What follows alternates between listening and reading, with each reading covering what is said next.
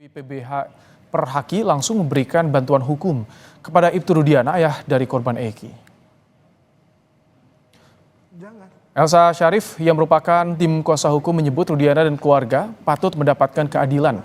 Apalagi Rudiana adalah keluarga dari korban pembunuhan. Tim kuasa hukum dari Perhaki mengatakan salah satu alasan Ibtu Rudiana menunjuk kuasa hukum karena sudah terlalu banyak hoaks yang beredar.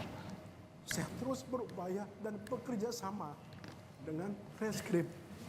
Ingin kita luruskan, Rudiana dan keluarganya patut mendapatkan keadilan dan kebenaran. Itulah kami berjuang, sampai kapanpun kita berjuang. Dan saya sudah membuat flowchart apa yang sebenarnya terjadi. Dan kami tidak akan goyah karena kita tadinya kan pencari fakta.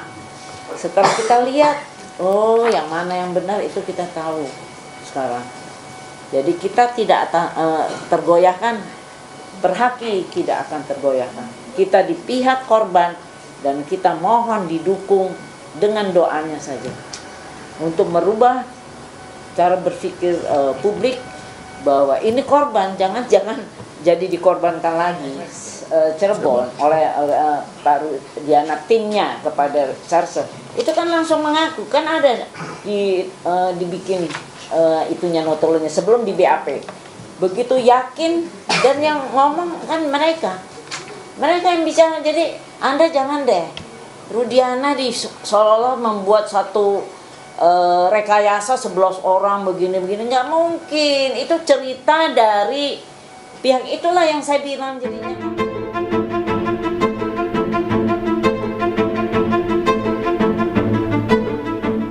Kasus pembunuhan Vina dan Eki di Cirebon, Jawa Barat 8 tahun silam masih menjadi misteri. Setelah Peggy Setiawan dibebaskan dari status tersangkanya, kini salah satu saksi bernama Dede mengaku telah memberikan kesaksian palsu pada 2016 lalu.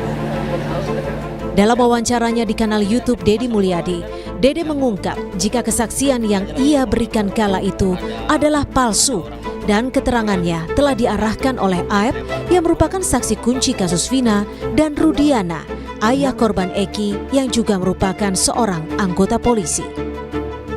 Dede mengaku beberapa hari pasca pembunuhan Vina dan Eki, Aep meminta diantarkan ke Polres Cirebon untuk jadi saksi dalam kasus hilangnya nyawa Vina dan Eki.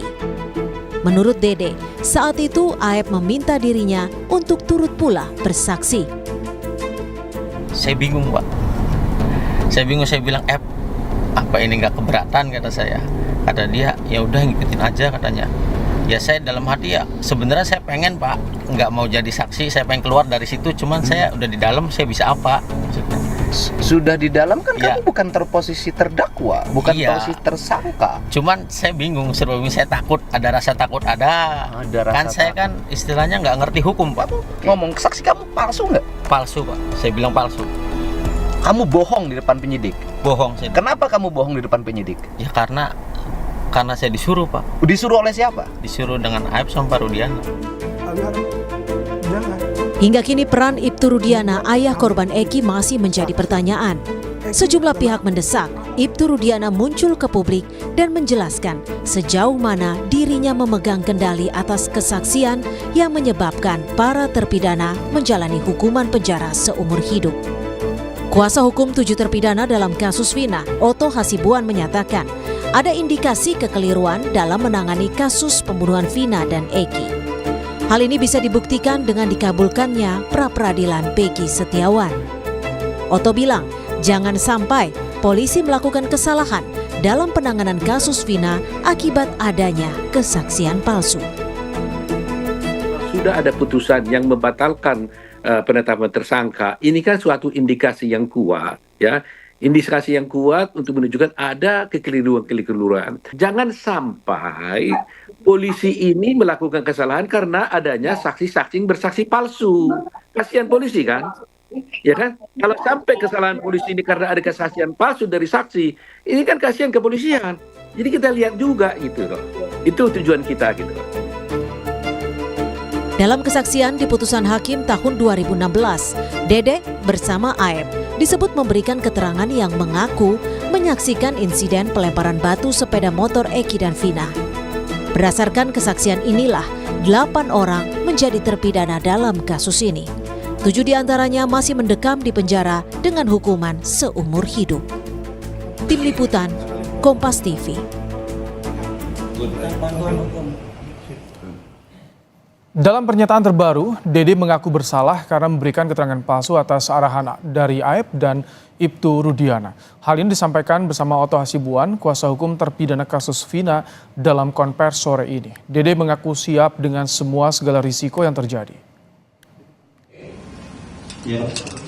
Kamu kan tadi mengaku sudah bersalah memberikan keterangan palsu dulu atas arahan daripada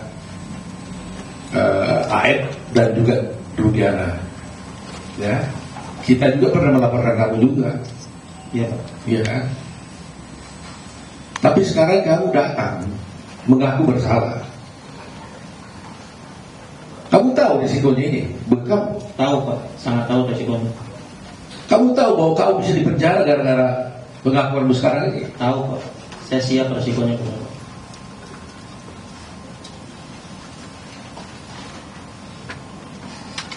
7 orang ini di dalam penjara gara-gara kamu. Iya Pak. Kamu bersedia nggak masuk penjara supaya 7 orang ini keluar? Sangat bersedia Pak. Yang penting intinya di terpidana itu saya mau keluar Pak, bebas. Seperti kehidupan saya kemarin Pak. Karena saya merasa bersalah. Meskipun kamu masuk penjara? Siap Pak. Meskipun saya masuk penjara menggantikan 7 terpidana itu, saya siap Pak. Saksi kunci Dede dalam kasus Vina mengaku dirinya telah memberikan kesaksian palsu pada 2016 lalu. Apakah pernyataan Dede ini bisa menjadi pintu dibukanya kembali kasus pembunuhan Vina dan menjadi novum untuk upaya peninjauan kembali dari para terpidana? Kita akan bahas, saudara, bersama dengan pakar hukum pidana Universitas Jenderal Sudirman Hibnu Nugroho dan juga kuasa hukum Ibtu Rudiana Elsa Syarif. Kita juga akan mengundang, saudara, nanti kuasa hukum dari terpidana kasus Vina yang akan segera bergabung. Selamat sore, Bu Elsa, Prof. Hibnu. Selamat sore, Assalamualaikum warahmatullahi wabarakatuh. Waalaikumsalam warahmatullahi wabarakatuh. Prof. Hibnu, bagaimana Anda melihat dari kesaksian Dede yang mengaku memberikan kesaksian palsu 2016 lalu? Apakah ini ada implikasi pada kasus atau putusan para terpidana nantinya? Ya, ini kan kesaksian disampaikan di luar sidang. Sedangkan kesaksian pada waktu itu disampaikan dalam sidang. Kesaksian dalam sidang itu sudah disumpah loh Mas. Satu. Kedua, dia syarat formil materialnya tahu. Syarat formilnya apa? Dia menyampaikan sumpah. Dan saya kira sumpah itu sudah disampaikan berkali-kali bahwa menjadakan akan memberikan keterangan yang sebenarnya di hadapan kitab suci.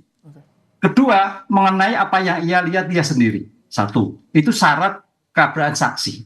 Sekarang pertanyaannya, apakah satu saksi cukup? Oh enggak. Saksi bernilai apabila keterangan satu saksi dengan saksi yang lain. Satu saksi dengan keterangan-keterangan bukti yang lain. Konfrontasi dalam pembuktian itu, saya kira hakim juga melihat secara komprehensif. Kenapa saya hakim melihat komprehensif? Karena putusannya seumur hidup, Mas. Saya melihat seorang hakim majelis memutus seumur hidup itu sesuatu yang berat loh. Apa iya kena tipu palsu hanya seseorang? Ini yang kita harus lihat secara objektivitas. Kalau ragu-ragu pasti hukumnya nggak seperti itu. Disinilah saya kira kita harus melihat secara objektif majelis yang kita memutus ketika itu melihat suatu persidangan yang saya kira melihat suatu komprehensif bukti yang diselesaikan. Prof. Hibnu, yang ditemukan. Maaf saya potong, tapi ini Dede, Aep dan juga Ibtu Rudiana dilaporkan ke Barreskrim. Artinya Dede ini kemungkinan akan bisa dipanggil ke Barreskrim nanti memberikan kesaksian yang saat ini ia kemukakan. Apakah itu akan berpengaruh? Ya, bisa berpengaruh, bisa tidak. Tidak berpengaruh kalau tidak didukung bukti yang lain. Tadi saya katakan, dalam suatu menilai bukti tidak berdiri sendiri. Dalam menilai bukti harus berkaitan dengan yang lain.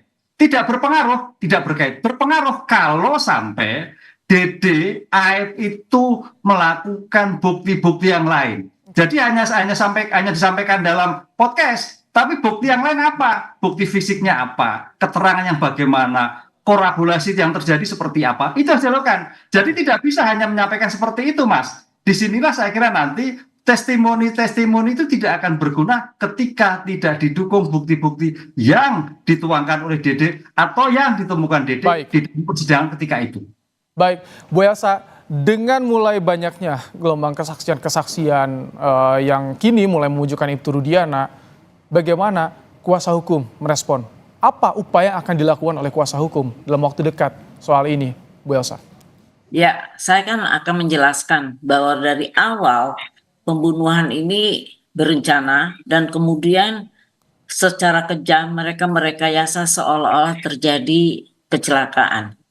Jadi ini luar biasa kejahatannya ya. Dan kemudian sehingga sempat dikubur dulu tanggal 27 kejadian, tanggal 28 dikubur, setelah dipikir dilihat barang bukti, motor tidak ada yang rusak, helm sengaja dipakaikan juga bagus, handphone bagus. Jadi insting dari seorang penyidik bahwa dia melihat begitu hancurnya anaknya itu, rahang patah dan semuanya, gigi ambrol, kan kalau misalnya jatuh ya depannya aja yang hancur, belakangnya enggak. Ini muka, belakang, semua badan hancur ya, udah kayak dipukul kayak. Itu kondisi saat itu Bu Elsa ya? Iya, itu kan ada visum ya. Kita Jadi kan dengan membaca banyaknya saat ini kesaksian yang bilang kalau mereka diarahkan oleh Ibtu Rudiana untuk kasus ini? Iya, kan kalau memang kan mereka, saya perbandingkan, sedangkan terdakwa terpidana aja waktu diperiksa di Polda Jabar disuruh rekonstruksi aja nggak mau. Ya, berarti ada didampingi lawyer, dia ada keberanian, tidak tertekan. Kemudian dia melakukan pra-peradilan. Kemudian ditolak, dia bersidang. Di sidang pun bikin eksepsi. Begitu itu dia bisa mencabut BAP-nya, ya. Itu terdakwa loh pada saat itu. Nah, sekarang saksi itu menjelaskan dengan bebas di bawah sumpah. Itu yang bertanya eksaminasinya dari majelis 3 orang, udah itu asalnya berapa orang, lawyernya berapa orang. Dan bagaimana bisa mengatakan udah inkrah 8 tahun kemudian tiba-tiba rame-rame mengatakan. Tapi ketika mulai banyak di luaran keterangan-keterangan yang saat ini sudah mulai memojokkan Ibtu Rudiana, apakah Ibtu Rudiana mau untuk memberikan keterangan juga kepada publik atau siap akan dalam waktu dekat bersedia diperiksa oleh internal polisi pasca banyaknya saat ini kesaksian-kesaksian? Ya, sekarang saya sampaikan, Rudiana adalah seorang polisi aktif, tidak bisa sembarangan memberikan keterangan. Dan karena begitu banyaknya simpang siur cerita hoax ini yang menyudutkan dia, dan korban diputarbalikkan menjadi sekarang seolah-olah dia jadi pelaku macam-macam, sehingga sudah minta izin kepada atasan untuk bisa menunjuk lawyer dan perhakilah yang mengambil alih ini untuk meluruskan permasalahan ini. Untuk itulah kalau bilang dilaporkan, ya mereka tuh baru melaporkan ke Mabes, tapi di Mabes kan ada prosedur yang panjang. Jadi kalau secara aturan tidak diperbolehkan untuk langsung bicara kepada publik soal ini untuk menjelaskan tidak apa bisa, karena ada humas. Ini peraturan dari Kapolri, nggak boleh. Itu dia terikat dalam peraturan Kapolri. Nah kemudian sekarang hari inilah kami mengsomasi baru 3 ya. Kita hari ini kita somasi Deddy Mulyadi, Dede dan Lingga Akbar untuk somasi untuk menarik pernyataan dia dan meminta maaf kepada. Disampaikan 3 somasi dari kuasa hukum Ibtu Rudiana. Prof Hipnu, dengan adanya sekelumit keterangan yang saat ini mulai memojokkan Ibtu Rudiana, sebetulnya kunci untuk bisa pengungkapan kasus ini dari mana sih saat ini? Apa yang harus dilakukan oleh Polri, Prof Hipnu? Ya, memang sejak awal kan kita harus tahu, tampaknya pengungkapan perkara pada waktu itu tidak dilakukan dengan bukti-bukti forensik, kan itu, terutama CCTV. Ini kan yang simpang siur, sehingga ketika 2016 itu kan ya Cirebon sudah maju lah ya, CCTV sudah ada, saya kira HP sudah ada. Ini yang tidak diketahui, sehingga perdebatan sekarang itu apakah ada perbuatan pidana atau tidak, apakah kecelakaan, apakah pembunuhan, itu yang Bu Elsa tadi seperti itu. Ini kalau didukung dengan CCTV ketika itu sudah selesai. Nah disinilah carut marut pengakuan-pengakuan yang bertebaran di mana-mana itu membuat bingung semua. Tapi itu tidak bingung sebetulnya ketika kita dalam hal mendudukkan suatu perkara berkoridor pada sistem hukum. Misalkan tadi keterangan testimoni, oke testimoni, apakah testimoni itu didudukkan dengan bukti? Apakah testimoni itu berkaitan dengan suatu rangkaian ketika itu dengan bukti-bukti cukup? Nah, ini yang harus dilakukan. Sehingga jangan sampai testimoni-testimoni menjadikan liar. Nah, kita kembali pada asas hukumnya. Bagaimana suatu saksi bernilai? Syarat 1, syarat 2, syarat 3. Bagaimana bukti bernilai? Syarat 1, syarat 2, syarat. Ini yang kita kembalikan. Sehingga kalau dikali betul. Gitu. Baik, ini kan sudah ada instruksi dari Kapolri. Itwasum, Propam turun, laporan ke Barreskrim juga sudah. Tapi saat ini kuasa hukum sudah ditunjuk Ibtu Rudiana, tapi belum muncul ke publik, belum ada diperiksa. Bagaimana Anda melihat dari kasus ini, Prof. Ibnu? Iya, makanya tadi kasus ini diperiksa agar kembali lagi dari nol untuk pengungkapan seperti ini. Karena kalau tidak nol, agak repot. Nol bagaimana suatu pemeriksaan terjadi, TKP terjadi, ya CCTV ataupun bukti-bukti pendukung yang lain harus jelas. Sehingga ini tidak menjadi liar ceritanya, Mas. Perintah Kapolri itu pemeriksaan ulang semuanya, termasuk penyidiknya, termasuk pengungkapannya dan sebagainya. Jadi jangan setengah-setengah. Ini tampaknya diskusinya setengah-setengah kan, tidak dari awal TKP, misalkan di mana terjadi, bagaimana terjadi, pakai apa yang terjadi, bagaimana terjadi, siapa yang melakukan, tempatnya dilakukan, alat apa yang dilakukan. Ini nggak muncul yang sampai sekarang. Oke, Bu Elsa, saat ini bukti yang dikantongi oleh kuasa hukum untuk menguatkan kalau Ibtu Rudiana tidak bersalah, tidak ada peran tertentu di kasus ini, apa saja? Banyak sekali, dan saya sudah bikin flowchart untuk kasus ini sendiri ya. Jadi saya sudah yakin bahwa klien saya tidak melakukan itu.